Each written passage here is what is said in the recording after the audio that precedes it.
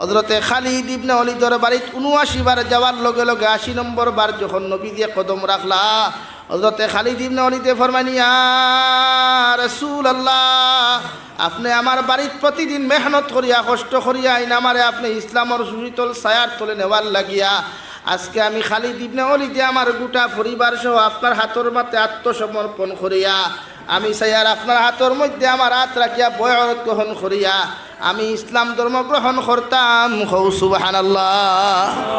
আপনি ওলা যাই না, একজনে নমাজ পড়ছে না, যাই দাওয়াত দিন, একবার না, দুইবার যাই, তিনবার যাই, পাঁচবার যাই, যাইবা কিন্তু তার বিরুদ্ধে সমালোচনা করবা না, তার বিরুদ্ধে সমালোচনা না।